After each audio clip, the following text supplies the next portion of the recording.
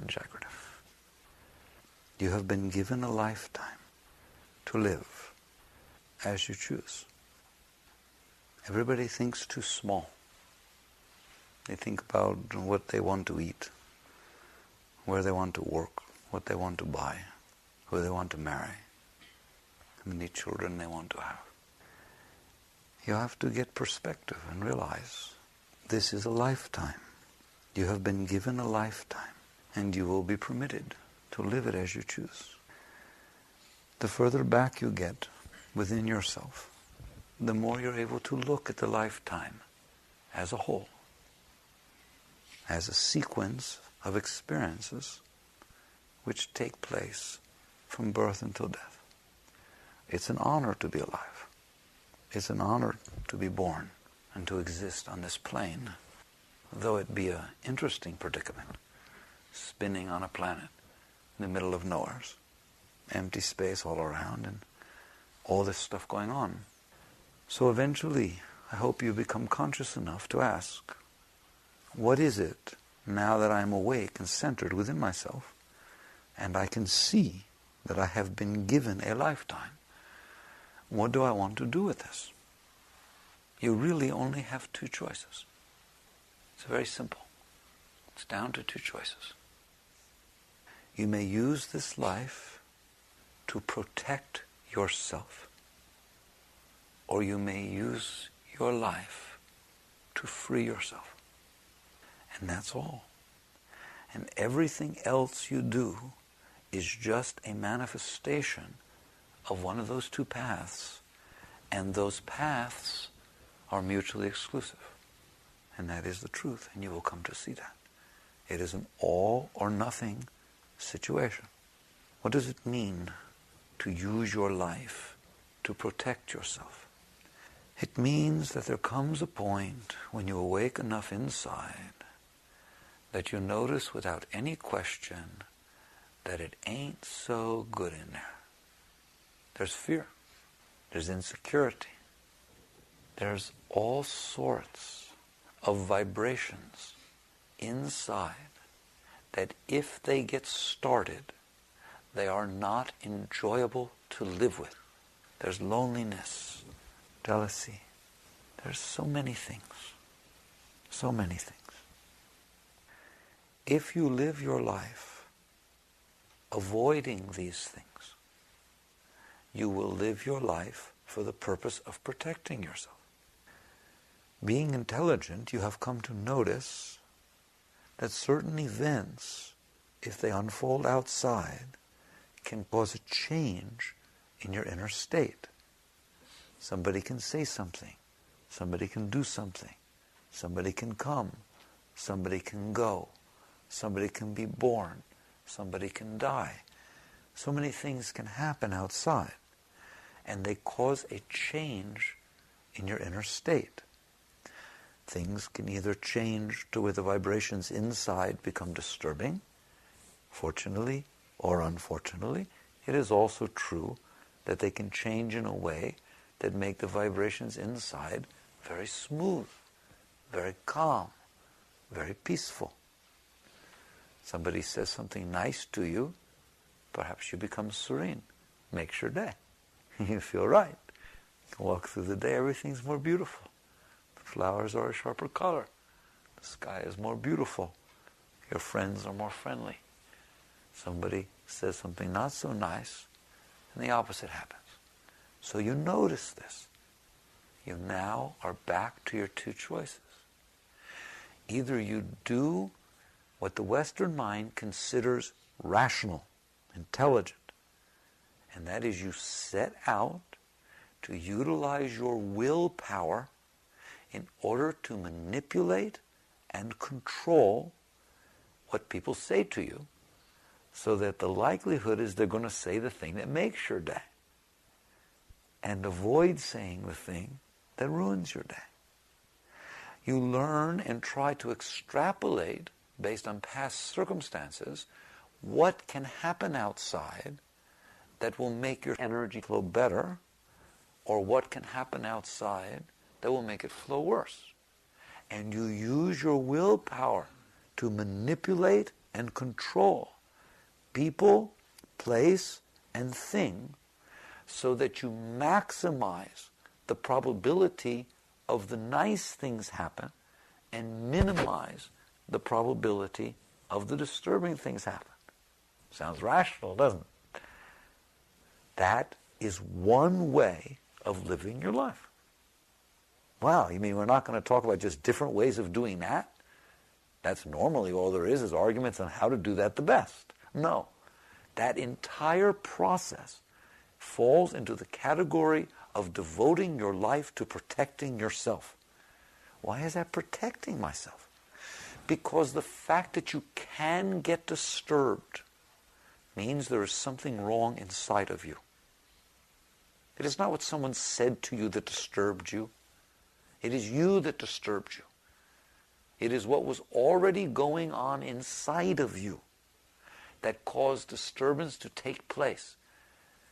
If somebody walks up to you who you don't know and they say to you, I want to tell you, I've been sleeping around on my husband. This is interesting. It's like watching as the world turns. Maybe you even feel useful, meaningful. This person came and shared with you. You feel honored, right? Unless it's your wife. Then you feel so good about it. You see, it's not the words. It's not the words. They're just words. They're just words that somebody is saying in the universe. Those words do not intrinsically carry pain with them. If you're a psychologist, psychiatrist, and somebody shares this with you, you feel good. They're good words, aren't they? Finally, we've had a breakthrough. We're sharing, we're having communication, we're having some depth. Yet, if they're said in another context, they cause tremendous pain, deep pain. Now, are the words painful or are the words good? Are they a signal of a good thing? That is completely dependent on what was going on inside of you. It has nothing to do with the words. In one case, the psychologist or counselor had within them a model that said, I am the type of person that people are comfortable sharing their innermost secrets with. And I am the type of person that can help people by being receptive and open to what they have to talk about and giving them the opportunity of releasing these things and not feeling judged. And this is a model. Now, if the person says this, it fits the model. Therefore, it is uplifting. It is positive. It might make your day that this patient shared with you like that. If, on the other hand, you have a different model, such as this person does not do those sort of things, and this is my relationship, and this is not what's going on here, because I know what's going on, that's part of our relationship, our honesty, and so on, you have a different model. Now when this person says this, it doesn't match the model. And when it doesn't match the model, what happens? Complete disturbance takes place. To the yogi, to the being of wisdom, they don't get caught in the words. They understand the process. And the process is that if you carry a model inside of what you need and want to be, you have defined the world within. That which happens, anything that happens, that matches it, causes the Shakti to flow smoother. It is uplifting. That which happens, which is at odds with it, causes friction and disturbance within, and you get all weird. So therefore, it is not the outer situation. It is the inner situation and how it relates to the outer. So again, you have a choice. You either choose to continue building this model inside, this I model, I want it this way, I like it this way, I believe in this, I hope for this, this person has this relationship with me, I know where this person is now, I know what this is now, I know what's going to happen by the time I get to be 30 and 40 and 50, and I know what my finance should be, I know what my insurance should be, I know how the house should behave, I know every single thing in the whole world, I know what the kids should grow up to be, I know what they should wear, I know who they like, I know what religion people they should marry, I know every single thing in the whole world. You understand? I got it all put together. How about you? Okay? You got one big I in there. And it has figured it all out. You devote your life to that model. And I'm not exaggerating. You devote your life. You see it as truth, as real, as absolute. And you then try as hard as you can till the day you die to make it be reality. How do you make it be reality? Well, you start by not accepting reality. Because you know darn well if you leave it alone, it ain't going to match your model. I mean, what's the probability that if you just let everything be what it was, it would match what you made up it should be? Very slim. Because you did just make it up, didn't you? He just one day wakes up and says, he's supposed to be over there. And he's not supposed to do that. Where'd you get that idea? I made it up. I have a cute little mind. He just made it up. And here he is, my first son. He's going to be a doctor. Right? Where'd you get that idea? I made it up. And I'm going to work here at this place, and after 2 years, I'm going to get promoted to be supervisor, and after 3 years, I'm going to be the manager, and after 4 years, he's going to ask me if I want to be vice president. Okay? And where'd you get that idea? I made it up. And you make these things up. Cute, aren't you? You cute little thing. As cute as a button in there. You make these things up, and then you honestly and sincerely believe they're going to happen just because you made them up. It's like they're supposed to happen. And you get mad at them if they don't. This is the model. You have built a model in there of this life. And you're not stupid again. You have already caught on that if you don't fight with it, if you don't manipulate it, if you don't anticipate everything that might go wrong and control it so that it doesn't, there's very little probability that it just happened to turn out the way you made it up. So you give it a little encouragement to turn out the way you made it up, don't you? And you use your mind for that. And your mind not only makes up what's supposed to be, but it makes up how to make it be that way. If I were to sneak in there and make a little hole and look in there, what would it be doing? It would be doing what I just said. First, it would make up what it thinks is supposed to be. Then, it would think all the time about how to make it that way. And then, it would worry all the time. What is worry? That which the mind does in order to bridge the gap between what might happen outside and what you've decided should. So you worry about it. What are you worrying about? About the fact that it might not turn out the way I made it up. Well, you got a lot of worrying to do. You better get started real early. All right? Because I'm going to clue you in. It ain't going to end up the way you made it up. No matter how hard you try, it ain't going to end up the way you made it up, because you just made it up. And the world has a reality to it. It is following these laws. They're called cause and effect. All that ever was is creating what is. And you then have to go out there and fight with reality in order to make it be the way you want. Do you see that you do that? Do you understand you do that all the time? When you put your clothes on in the morning. Well, I've decided I want him to look at me that way, and I want to feel real powerful. I want people to give me the job, and I want to get this thing, so on. So what should I wear so that people will be affected this way, and I can, in other words, what can I manipulate through my clothes? Anybody ever done that?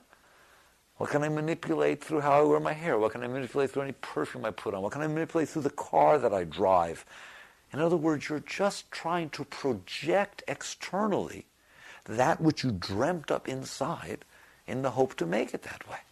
And like I said, if you get it the way you want it, you're right, it makes the Shakti flow. It can really make the Shakti flow. I mean, you can get so high just because it got the way you wanted. You made up that she liked you, and one day she walks in and says, I really like you. Woohoo, wow. What if you made up that she doesn't like you, and you don't like her at all, and she walked up and said, I like you? You'd be depressed. Do you understand? You're doing it. It has no reality out there. You are doing it because you are making up what you want. So if you get to the point where you realize that now that I've made it up, I'm caught, because the only way I can be happy is to make it be the way I want, and if it ever turns out the way I don't want, I get really miserable, depressed, heavy duty. All right, so what do I need to do? I need to protect myself. Protect yourself from what? From myself. When it's all said and done, that's what you're protecting yourself from. You're afraid of what you can feel in there. And so you protect yourself from that. And if you're not careful, you'll spend your whole life doing that. Do you see that? How easy that would be. You'll spend your whole life. You'll find something that matches. It'll feel good for a minute. What will you do? You will cling. You will reach out. You'll try to grab it. You'll try to own it. You'll try to keep it. You'll try to manipulate, control. Why? So that it will stay there because you need it. And the fear of losing it eventually will take away the joy of having it. There are people who go out. There's the latest trick. I think it's hilarious. And why are paintings worth anything? Because they're beautiful and they have an effect on you and they're just gorgeous to look at. All right? Now that we've done that, people go out and buy the best masterpieces that have ever been painted for millions and millions of dollars, and they lock them in vaults, in safes, in banks, and never ever look at them. They actually do that. Now that's hilarious. That is the epitome of what we're talking about. It brought you joy, so you cling to it and protect it so tightly that you're worried about losing it, so there's no joy anymore. And this is what you do with everything. And you end up living a life of protection and worry and manipulation and control. There's an alternative? Yes, there's an alternative. You can live a life of freeing yourself. From what? From yourself. So you either live a life of protecting yourself from yourself, or you live a life of freeing yourself from yourself. How do you free yourself from yourself? You watch the neurosis, and you see that it's always in there doing this process. It's always in there caring what people think about it. It's always in there trying to figure out what's going on so it can be a step ahead of it so that it doesn't have to go through any pain or do these different things. And what do? You give it up. What do you mean? You give it up. You let it go. You don't do that. It's like a whole nother life. It's so big it's ridiculous. You don't do it? Right, you don't do it. How do you not do it? You sit there and say, if this is meant for me, it will come here. It will be here. I will honor it, worship it, share with it. If it is here. If it is not meant for me, it will go. If it needs to go, it will go. I will not keep it here. But it could be painful when it goes. Only because there is pain inside. If there is pain inside of me, then the situation of change will shake the waters and cause the disturbances in the bottom to come to the surface. Such pain is impurity. So you let it go. You let it go also. And you start to go through the process of undoing all that you've done. And this is your purification. And this is spirituality. And this is the process of yoga. And you can do it. Every one of you can do it. You just merely stop going with the part of you that made up what you think will make you happy. Because you cannot be happy while you're fighting with life. You cannot be happy while you come into life with a preconceived notion of what it's supposed to be doing. So instead you come into life saying, oh life, you are your own self. You have a history. You were here before I came. You will be here after I leave. You are what gave birth to all people and all creatures. Who in the world am I to tell you what to do?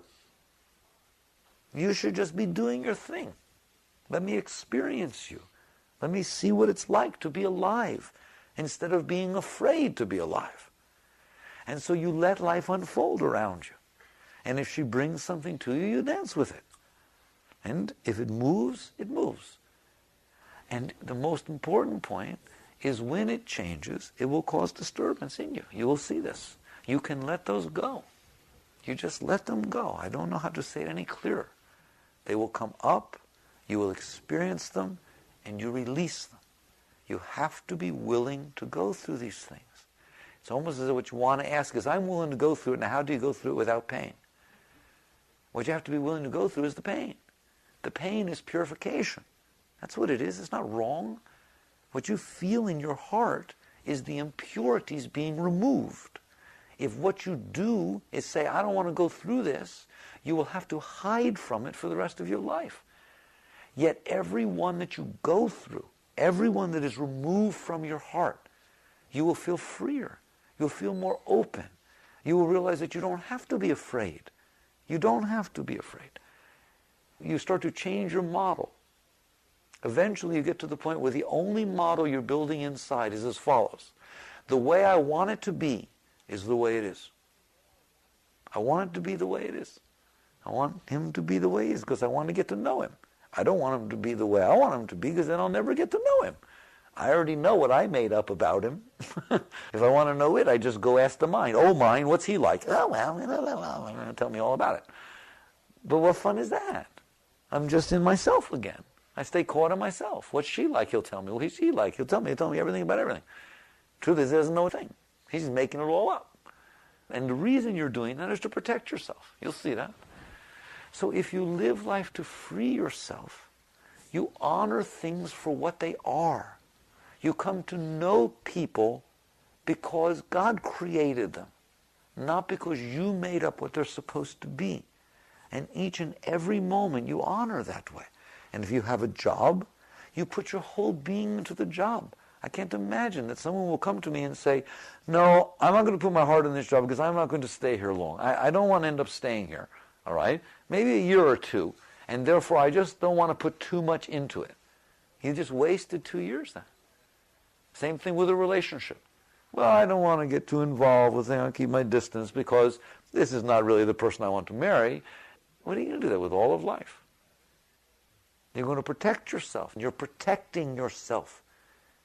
You have to not do that. How?